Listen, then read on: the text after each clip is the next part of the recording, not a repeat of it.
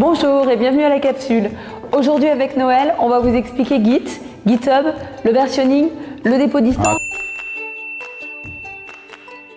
Attention, ne vous inquiétez vraiment pas. Ensemble, on va y aller étape par étape. On va voir comment avec Git tracer l'évolution de votre projet avec la notion de branche pour apporter tranquillement des nouvelles fonctionnalités et surtout pouvoir travailler en équipe grâce au dépôt distant et à GitHub. Alors c'est parti, on y va. Noël, je travaille actuellement sur un nouveau projet. Et avant de me lancer, je voulais savoir s'il y avait un certain nombre de bonnes pratiques ou un certain nombre d'outils qu'il fallait que j'utilise avant d'initier mon projet. Alors tout à fait, c'est vrai que ton projet va être constitué de plusieurs fichiers qui vont être amenés à évoluer dans le temps. Donc il serait indispensable d'avoir un outil qui te permette d'avoir l'historique et la traçabilité de toutes ces modifications. Et c'est justement Git qui va te permettre d'arriver à ce résultat-là. Alors, si je comprends bien ce que tu m'expliques, Git, c'est ce qu'on appelle couramment un outil de versionning. Exactement, exactement. On est tous amenés à créer et à modifier des fichiers. Et couramment, en fonction de l'évolution de ces fichiers-là, on va tendance à les renommer avec des petits noms comme mise à jour V2, correction, correction 2, correction finale. Et au bout d'un moment, ça devient vite ingérable. Alors, rajouter à ça, si une deuxième et une troisième personne interviennent dans la création et la modification de ce fichier-là, là, c'est impossible de s'y retrouver. En gros, ce qu'on aimerait savoir, et c'est toujours les 4 questions les plus récurrentes, c'est qui modifie le fichier, quand est-ce qu'on a apporté cette modification-là, quoi, donc qu'est-ce qu'on a apporté comme modification et pourquoi on a modifié ce fichier. En effet. C'est Git là qui va s'occuper de répondre à toutes ces questions-là. Je te propose du coup d'installer Git en allant sur le site officiel de Git. Alors là, c'est assez trivial, il suffit qu'on soit sur Windows ou Mac de télécharger Git et de se laisser guider pas à pas par les étapes d'installation.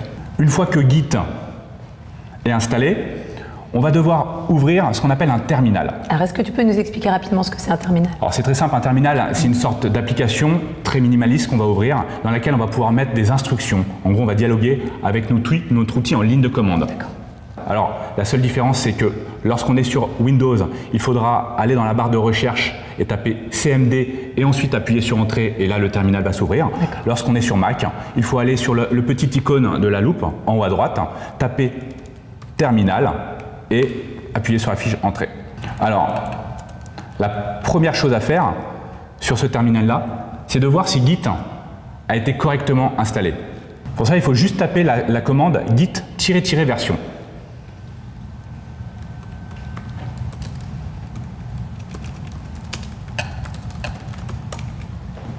Si vous voyez Git version avec le numéro de version, c'est que tout s'est bien passé. Alors, il y a quand même un paramétrage initial à faire auprès de Git, c'est de définir ton identité. Ça évitera à chaque modification de dire qui tu es. En gros, il faut taper git config, username, ton nom et ton prénom, et on fait la même chose pour ton email. C'est parti, Git est opérationnel, on peut y aller. Donc du coup, tu vas commencer par nous parler, j'imagine, des commandes de base. Exactement, les commandes essentielles pour déjà amorcer Git et commencer à l'utiliser. Avant tout, on va créer déjà un répertoire. Je te propose de le créer directement en ligne de commande. mkdir le nom du projet, du répertoire qui va contenir ton projet. On va l'appeler landing page. Alors, que ça soit en ligne de commande ou la version plus classique, à savoir avec le Finder ou l'explorateur Windows, les deux font exactement la même chose. D'ailleurs, on peut le voir sur la partie de gauche, le répertoire a été automatiquement généré grâce à l'instruction que je viens de taper. On va maintenant rentrer dans le répertoire. Alors, pour rentrer dans un répertoire en ligne de commande, c'est assez simple, on fait cd le nom du répertoire. Là, je me trouve dans mon projet et il ne me reste plus qu'à initialiser Git pour pouvoir l'utiliser avec la commande git init. Une fois que le Git a été initialisé dans mon projet, je vais pouvoir à tout moment lui demander un statut global de ces fichiers pour savoir où on en est. Je te propose déjà d'initialiser Git.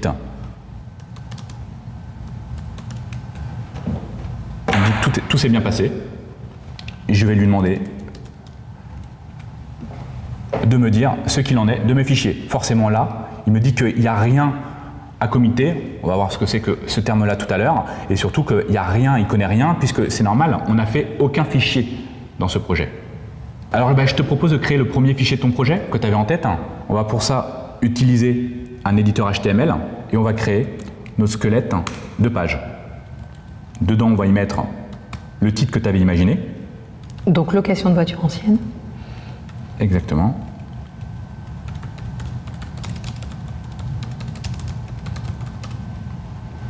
Et on va, un petit peu enjoliver tout ça.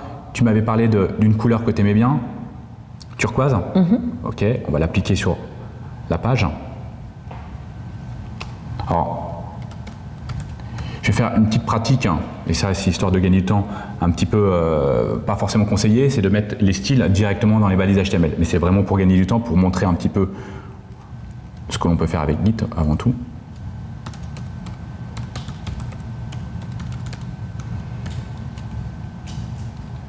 Ok. On va également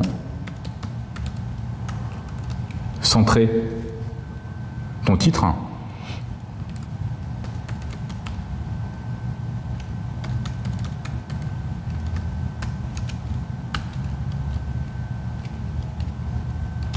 On va également centrer notre texte.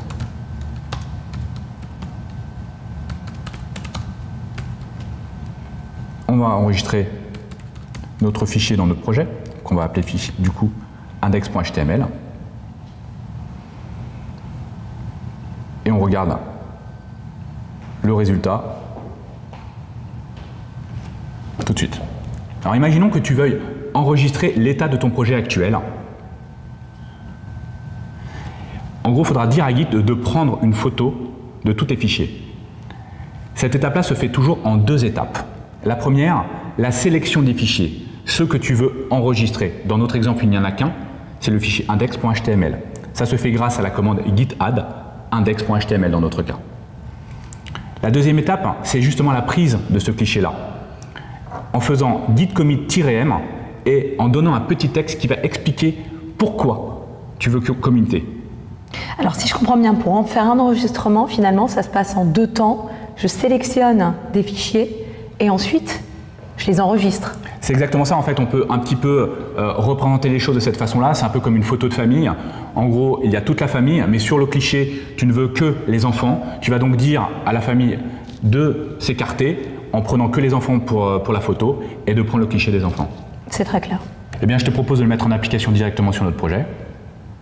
Première étape, sélectionner le fichier index.html grâce à la commande git add index.html et de prendre la photo de ton projet avec la commande git commit-m et un petit texte qui va expliquer pourquoi on prend la photo. Alors là, il n'y a pas grand chose à dire, on va plutôt lui dire que c'est l'initialisation du projet. Donc, project init. En gros, là, Git nous dit que tout s'est bien passé et que notre projet a été sauvegardé. Alors là, tu m'as enregistré les modifications avec cette présentation et donc du coup ce titre en noir. Moi, j'aurais voulu le passer en blanc. Est-ce que c'est possible? Est-ce que c'est pas trop tard du coup par rapport à cet enregistrement que tu as déjà fait? Alors bien au contraire, Git est là pour ça. Tu peux apporter toutes les modifications que tu souhaites sur ton projet et demander à Git de reprendre une autre photo de l'état de ton projet. C'est exactement ce que l'on va faire. Alors pour ça, on est obligé de revenir sur le code source de ton projet, donc sur le fichier index.html, d'apporter les modifications voulues. Donc tu m'as parlé de la couleur du texte en blanc. On enregistre ces modifications-là. On va voir tout de suite ce que ça donne en aperçu sur le navigateur. Voilà, c'est très bien, ça me va. Ok, alors là, si tu l'as bien compris, on revient sur notre terminal pour demander à Git de reprendre une deuxième photo de ton projet. Pour cela, il faut lui restipuler que l'on veut prendre sur le cliché de la photo le fichier index.html. Pour cela, on va dire à Git de resélectionner le fichier index.html en faisant un git add index.html et de prendre le cliché en lui donnant un deuxième commentaire pour expliquer pourquoi tu veux prendre la photo en faisant un git commit-m. Donc là, on va lui dire justement que c'est pour modifier la couleur du grand titre. Et on valide. De nouveau, Git nous dit qu'il y a un fichier qui a été modifié. Alors maintenant, on a sur notre projet deux photos. On a une commande du coup qui va nous permettre de donner un peu cette timeline, l'historique de toutes ces modifications par ordre chronologique. C'est la commande git log.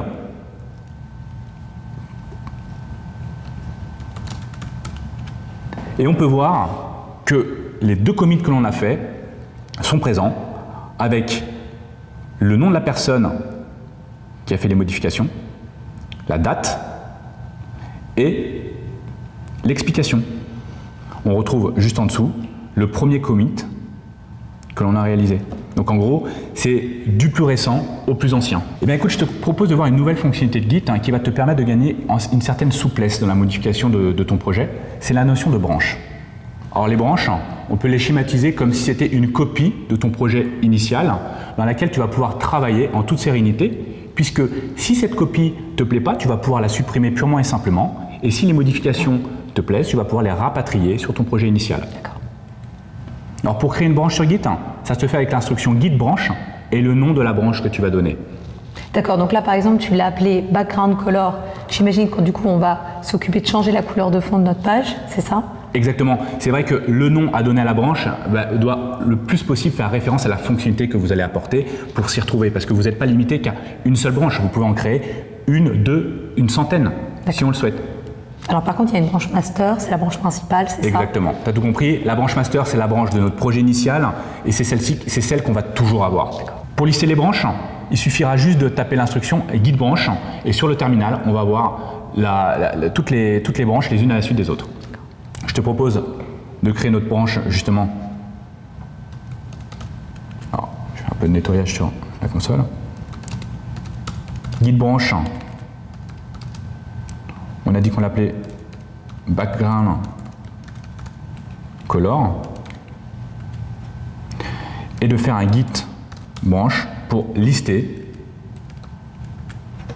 les branches disponibles sur notre projet. Alors, on peut voir qu'il y a en effet notre branche master, notre branche background color, mais que la branche master est d'une autre couleur avec un petit astérix. Ça stipule qu'on se trouve à l'heure actuelle sur la branche master. Pour changer de branche, il suffira de taper l'instruction git checkout et le nom de la branche. Alors, une fois qu'on est sur cette branche-là, on va pouvoir travailler comme si on était sur notre projet initial, en modifiant les fichiers et en faisant des commits. Alors, je te propose du coup de revenir sur notre projet et d'apporter les modifications nécessaires. Alors avant tout, il faut penser à basculer sur la branche background color puisque c'est sur celle-ci qu'on va apporter les modifications. Donc git checkout, le nom de la branche qui est donc background color. Voilà. Git nous indique que la bascule a été faite correctement. On peut ainsi travailler sur notre fichier pour apporter les modifications voulues. Alors, on va choisir un autre fond, du coup. Alors moi j'aime bien le gris ici. Alors on va prendre la couleur silver. Hop. On va l'apporter sur notre projet. Et on va voir tout de suite les modifications. Tu valides les modifications? Tout à fait. Ah bah on revient sur Git et on va demander justement à Git de prendre une photo du projet actuel en faisant un git add index.html, puisque rappelle-toi, il faut passer par l'étape 1 de sélection du fichier qu'on veut prendre sur la photo, et un git commit-m pour donner un petit message expliquant le pourquoi du comment on fait le commit. Alors là, c'est modification de la couleur de fond. Tout s'est bien passé. Alors, on peut vérifier ça quand même en faisant un git log. Et en effet, on voit que le dernier commit est effectif. Et tu remarqueras qu'on a également les anciens commits qui proviennent du projet initial. Donc moi, ces modifications me conviennent. J'aimerais maintenant utiliser ce travail et le rapatrier sur la branche principale. En fait, je voudrais que ce soit vraiment la version définitive de mon nouveau projet. Comment est-ce que je fais? Alors, pour ça, il faut réaliser 3 étapes indispensables. La première, c'est déjà de basculer sur la branche qui va recevoir ces modifications-là. En l'occurrence, c'est la branche master. Avec la commande git checkout, du coup, master. Donc c'est la même commande que tout à l'heure. Exactement. C'est vraiment la commande pour sélectionner une branche. Exactement. Deuxième étape, on va demander à Git de récupérer, de rapatrier le travail de la branche background color pour la fusionner sur la branche master. Ça se fait avec la commande git merge, le nom de la branche que l'on souhaite rapatrier. Et dernière étape, alors cette étape est facultative, ce n'est pas une obligation. Tu peux supprimer cette branche lorsque tu as fini de travailler là-dessus. Alors moi je préconise quand même qu'à chaque fois que l'on crée une branche et qu'on la fusionne avec le projet initial, il vaut mieux la supprimer pour éviter de garder des branches qui n'ont plus de sens avec l'intitulé qu'on leur a donné. En faisant du coup un git branche-d, le nom de la branche que l'on veut supprimer. Je te propose de réaliser ces opérations sur le projet. Alors, si tu as bien compris, là on se trouve sur la branche background color. Oui. Il faut revenir sur la branche master en faisant donc un git checkout master. On peut vérifier en faisant un git branch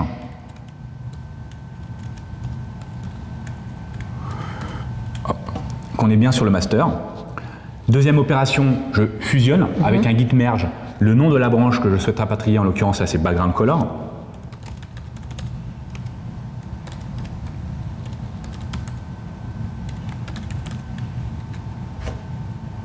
Et on va regarder déjà si la fusion a bien été effective en faisant un git log.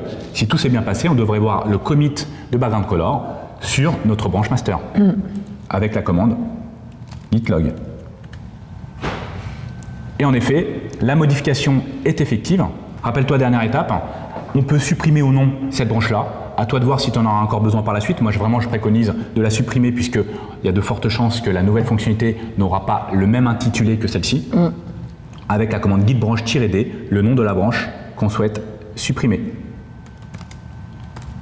Donc git branche-d et le nom de la branche. Donc background color. Voilà. Git nous indique que la branche background color a correctement été supprimée. On peut s'en assurer en faisant un git branch. Et normalement, on n'aura plus que la branche master. Exactement. Alors, j'ai compris du coup comment utiliser Git pour avoir un historique des modifications de mon projet, comment utiliser la notion de branche pour pouvoir travailler d'une manière plus souple sur mon projet. Maintenant, comment je fais si je veux collaborer avec d'autres personnes sur mon projet? Alors c'est vrai que là, en l'état actuel des choses, Git ne te sert qu'à toi. Pour amener ce travail collaboratif, il nous faut une nouvelle notion, qui est la notion de dépôt distant, et c'est ce qu'on va voir tout de suite. Donc du coup, le dépôt distant, à quoi va-t-il nous servir? Eh bien, tu vas pouvoir déposer tout le projet sur un endroit du coup accessible par d'autres, pour que ces personnes-là, de ton équipe, viennent récupérer le projet. Dans le jargon, cet endroit, on l'appelle dépôt distant, et l'environnement sur lequel on vient de travailler, finalement, on l'appelle dépôt local. Alors, justement, si tu l'as bien compris, ce dépôt-là, il va te servir à diffuser ton travail à ton équipe, mais l'équipe va également pouvoir modifier ce travail-là et le diffuser à d'autres et à toi-même pour récupérer justement les modifications. Alors justement, je te propose de créer ce dépôt distant au travers un service que l'on appelle GitHub, qui est un service, une sorte de plateforme web, qui va nous proposer la création de manière assez simple de ce dépôt-là, et surtout qui propose une interface web assez conviviale, qui va te permettre de naviguer après dans ton code, dans ton projet, de manière assez sympathique finalement. Alors, GitHub, il faut déjà créer un compte. D'accord. Et une fois que tu as ton compte, tu peux créer un nouveau repository en lui donnant un nom, qu'on va lui donner location voiture, un petit descriptif si tu le souhaites, et également faire en sorte qu'il soit public, soit privé. Alors public, ça veut dire que toutes les personnes vont pouvoir regarder et consulter ton code source. Privé, ça veut dire que tu vas le restreindre à un certain nombre de personnes. Alors la notion de privé sur GitHub est payante. Garder le repository public, on fait create repository, GitHub nous dit que tout s'est bien passé.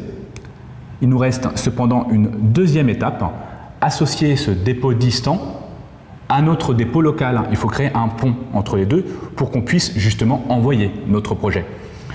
Ce pont, il se fait avec la commande git remote add, origine et l'URL du dépôt que GitHub a créé.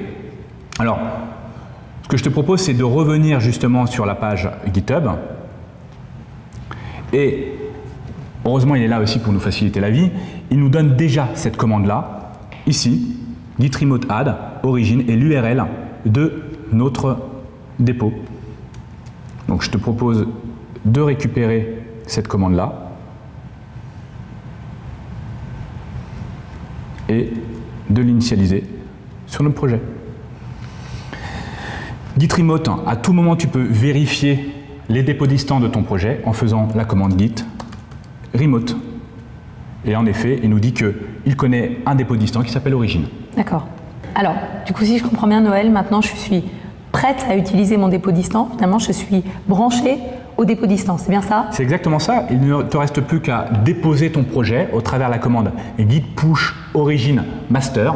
Master qui fait référence maintenant à notre branche principale. Alors là, il ne me reste plus qu'à exécuter les commandes pour envoyer réellement ton projet sur le dépôt qu'on vient de créer. Git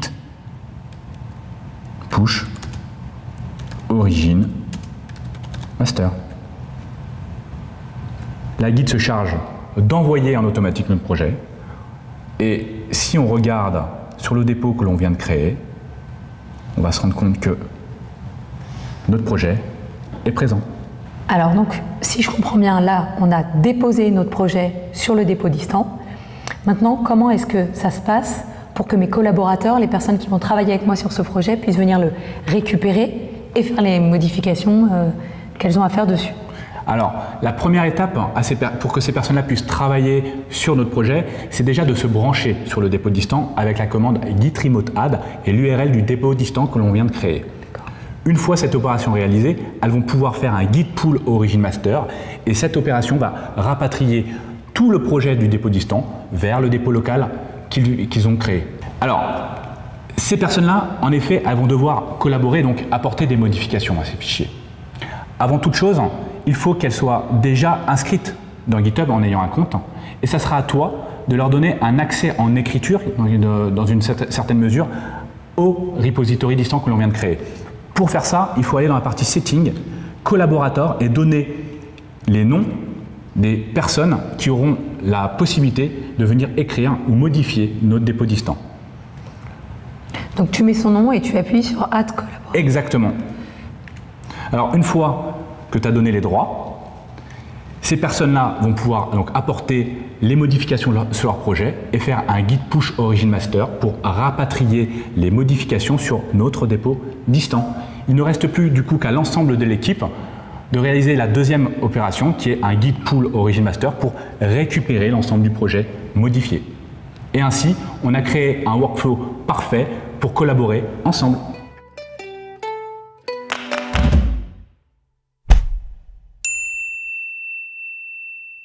Le dépôt distant. Alors attention, ne vous inquiétez vraiment pas. Ne vous inquiétez. Pas nous inquiéter. Alors vas-y, désolé. Et action. Bonjour et bienvenue à la capsule. Non, excuse-moi, j'ai fait un tic de langue. Excuse-moi, j'étais pas prêt. Allez. J'ai fait...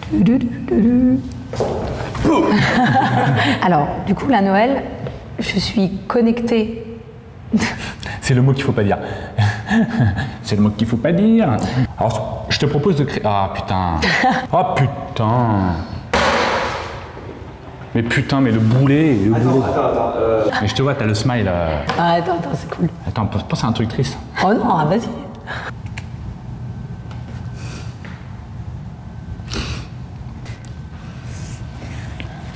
Je peux pas. J'ai fusionné. C'est vrai. Bah ouais. Bon, bah vas-y alors, continue. Pour ça. Il a fusionné. C'est moi.